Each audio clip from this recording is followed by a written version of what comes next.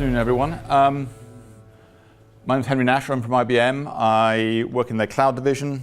I'm actually a core contributor to Keystone, the security module of OpenStack, as well as responsible for kind of driving the technology internally into IBM into our products. Serrer les boulons, if anyone doesn't speak French, is a French expression for just tighten up the nuts and get get everything just running nicely once you've got the basic thing in place. So that's what I'm going to talk a little bit about today. Is not some of the kind of how do you get Nova working, or what are the business aspects of whether you have your storage spread here.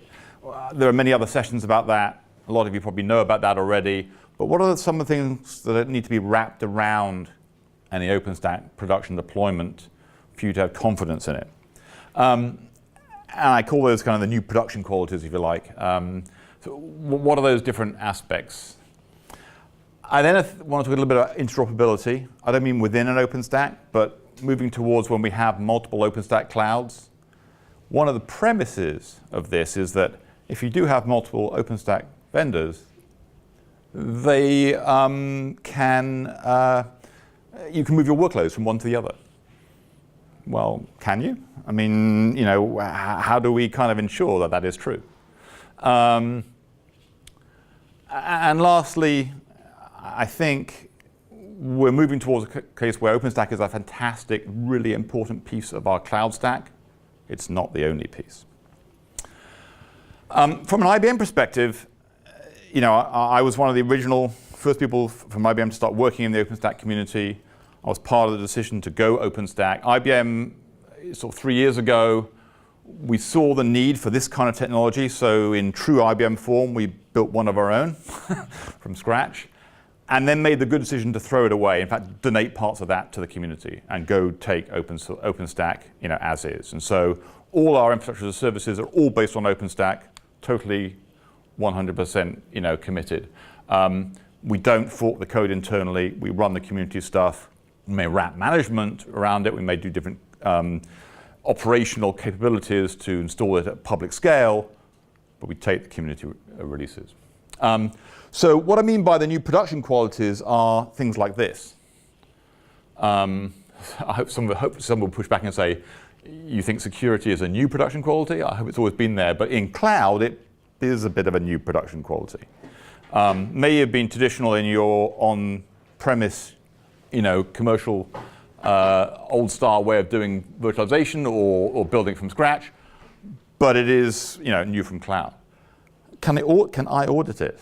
Can my customers audit it? This is a hard one. This is an interesting one, I really think. If you think about public clouds, you as a customer, you want to, at a drop of a hat, to be able to audit how your cloud provider is looking after your data.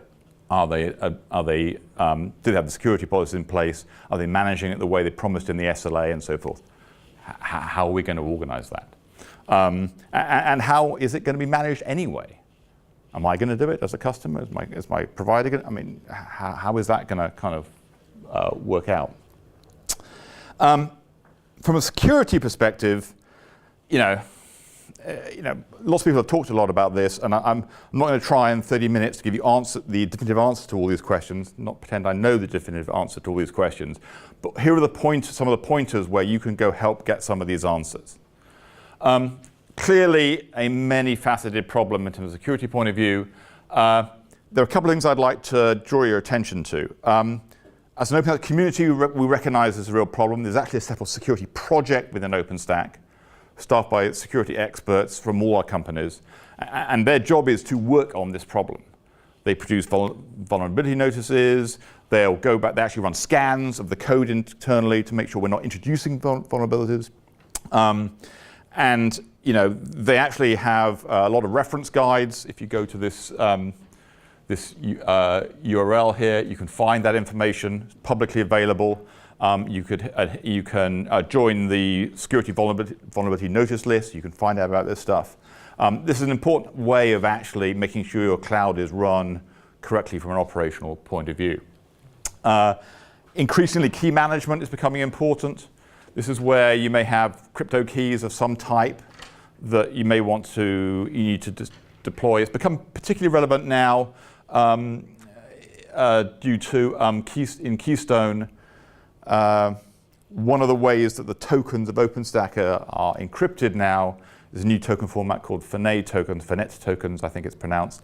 And you actually need crypto keys around for that. And so Barbican is one of the solutions to this, which is another OpenStack project. How do you store secure keys in your cloud? So don't ignore this problem.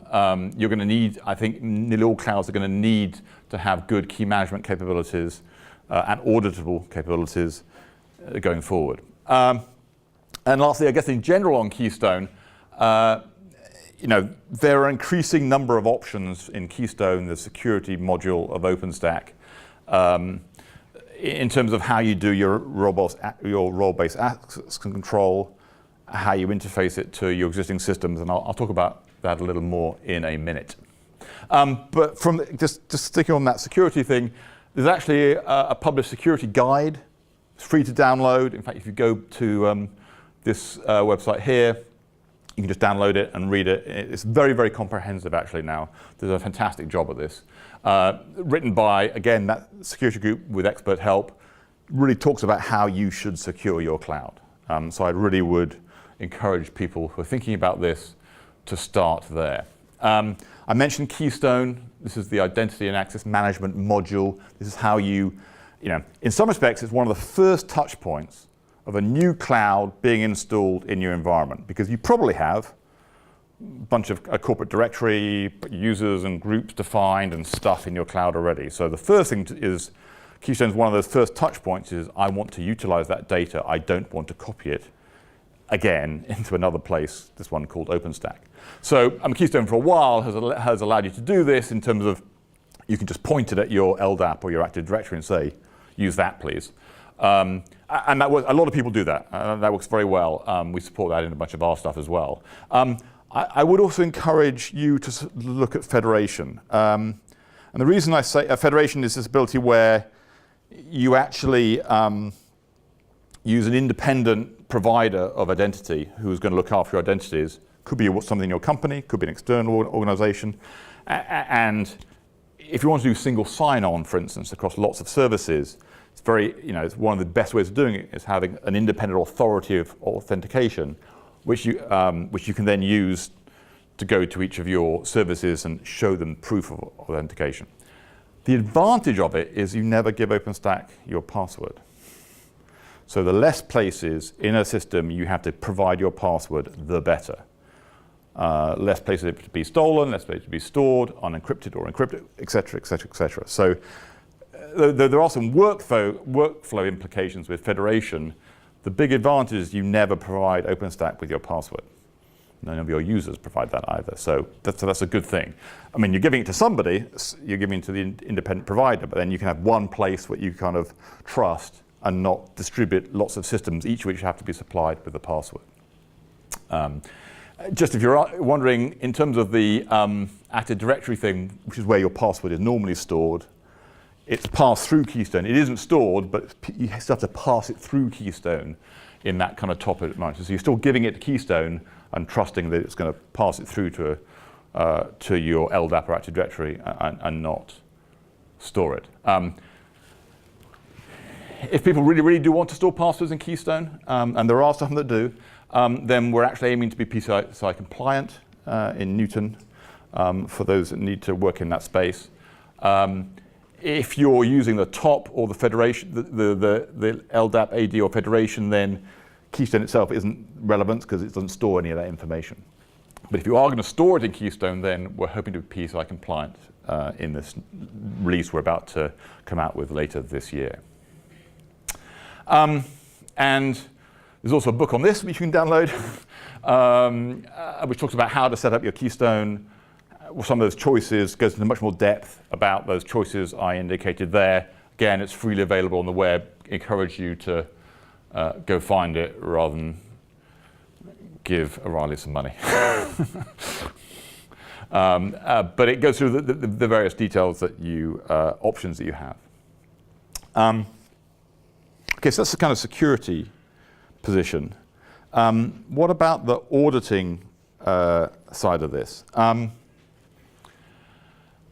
And I think this is going to become an increasing area of focus, which is if you've got applications that are deployed that use pieces on these different layers, how is it you're going to audit something, your process, your application? How are you going to do that? So, and the kind of reasons are kind of very obvious, but the challenges are fairly great.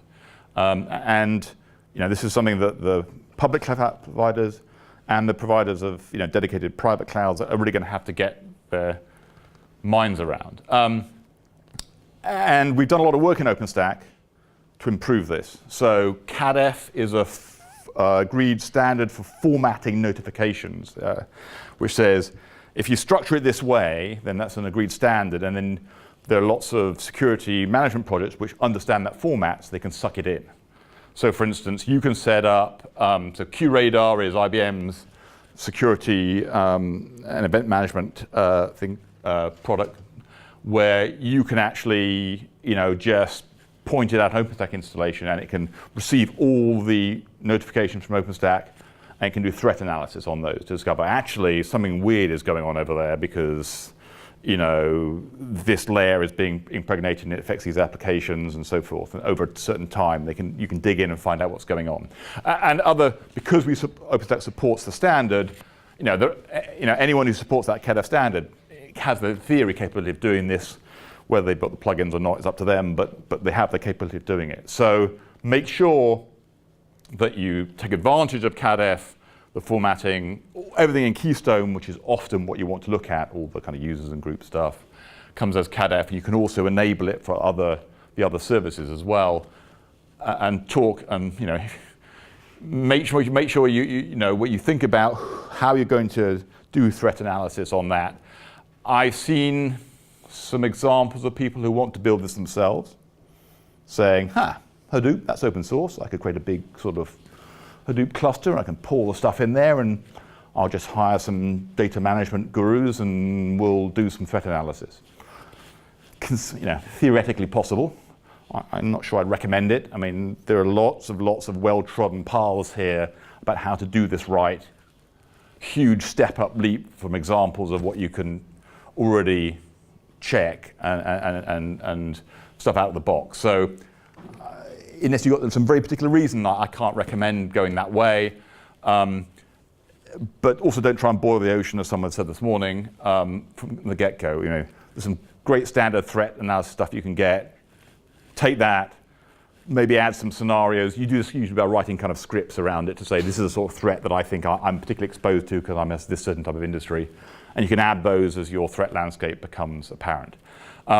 It's a sign of the times that we have to talk about this stuff when you're thinking about a bit of infrastructure, but it's true, you do.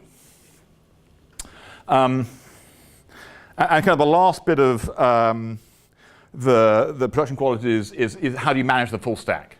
And we talked about, you heard it this morning, people going from managed disk units and compute units and all that sort of stuff. I think this is one of the problems, is that you can hire them and you can train them, but then can you retain people that know this stuff? It's actually a serious problem.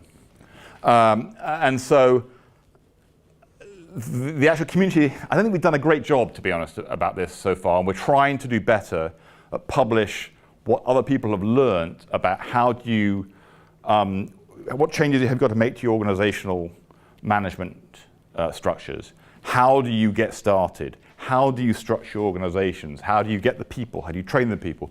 So we're starting to publish some of these things as part of the community to actually, how do you get the business models and so forth. I think we've done a quite good job at learning the technical stuff. We haven't done a great job at kind of publishing and trying to sharing this information. So this is now available up on the org website. Again, I'd encourage you to use that in your planning.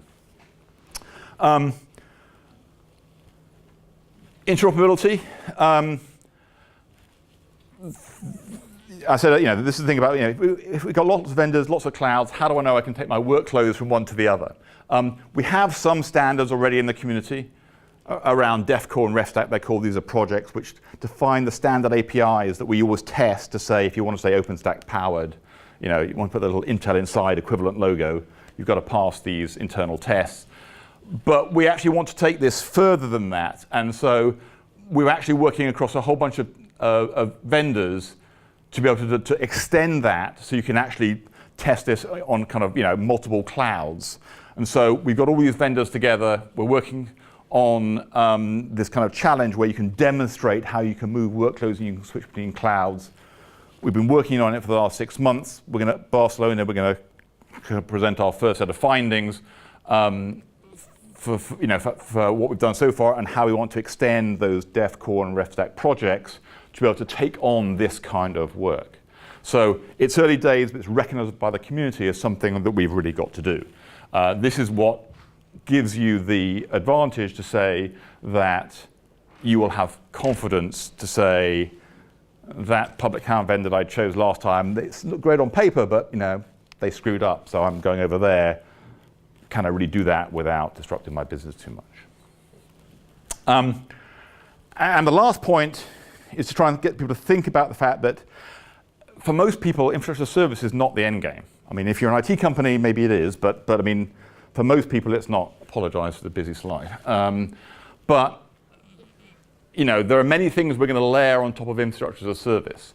Particularly this layer here, where we're going to want to actually build the PaaS layer, the Cloud Foundries of this world. There are other alternatives to VMs, containers, and so forth, as we talked about this morning. Infrastructure service is great, but it really isn't the end goal. And this is what I think you're going to have to you want to demand of your, I call them full-up open cloud providers. Can they do this stuff? If you want a dedicated cloud, are those boxes filled in? If you want a managed cloud, if you want a public cloud, can they do this stuff? If they can't, then you're going to end up, being split between, multiple environments, which may be possible, may not be possible, but it's going to be harder. So a lot of the work that we've talked about so far is, stuff that we've learned at IBM in building our products, and we're trying to share that back as much as we can. And, since I do work for IBM, I have one IBM slide, which is, all that learning this is how we deliver it to the market. So and someone asked me this morning, what's the difference between all these vendors? Is one better than the other? And if someone tells you they have a technologically different advantage in any of the core components, don't believe them, because they've done something they shouldn't be doing. The core components are meant to be the same. Now, there are differences in the way the distributions are done and the managements are done, but actually it comes down to a business model decision. We've made a business model decision to say that, if you want to build your own cloud, more power to you. There are lots of distro vendors out there. Feel free to work with them. We're happy to partner with those. We partner with them all anyway. Go at it. But we think the maximum value to be gained is by enabling the API to be delivered into your organization. That's the key. The thing about OpenStack is its API. And that sounds very techy, but the reason it's important is that you're going to base all your tool chains, all your processes on top of that API. The reason it's okay to do that is because it's a de facto standard. Everyone supports it. All these companies are backing it. No one wants to break that API. That gives you the security and the confidence to go do that. And actually, that's all you want. You just want someone to deliver the API for you. And so in our model, from a business model point of view, we think that actually that means your vendor should manage it for you below the API level. Above that, more power to you. That's the place you get to play in. But below that, we are, our delivery of OpenStack, that's these two here, is a local one on your site or in a data center. We manage it for you up to the API level, and you get to get all your stuff on top of that. Or in a public cloud, the same thing. You get the public version of OpenStack. And then on top of that, we layer these other things like PaaS up there, which is a Cloud Foundry implementation, object storage, obviously a separate Swift store, and containers in terms of Docker and Kubernetes. And so those are the things that how we combine all those multiple levels of stack that I talked about earlier in a public cloud offering. And you can actually get some of these things local and dedicated as well. You can get the PaaS thing, the Cloud Foundry implementation, local and dedicated as well. And so that's really our business model. Is we think the best way we can partner with customers is to give them the management capability, so they get the API levels at OpenStack level, or the container level, or the Cloud Foundry level, delivered into the organization, and the management's done below that. Thank you very much. Any questions? Softlayer. So Softlayer is so people don't know, IBM acquired a company called Softlayer a few years ago, which had a number of data centers around the world. So we use that as the backbone. So OpenStack runs in Softlayer data centers. Today, we still offer the Softlayer virtual machines because some people depend on that, and the physical hardware on demand is the same thing again. But you'll be able to do that through Ironic in the future as well. Is it now OpenStack compatible? A few years it wasn't. No, that's right. So if you go to so if you get this dedicated, it's stored in a software data center, in one of the Softlayer data centers. If you get these virtual machines, they're running in a Softlayer data center. But you can still go today. You can still go to the Softlayer APIs and provision the old style VMs. But you can also go to an OpenStack API and provision OpenStack VMs.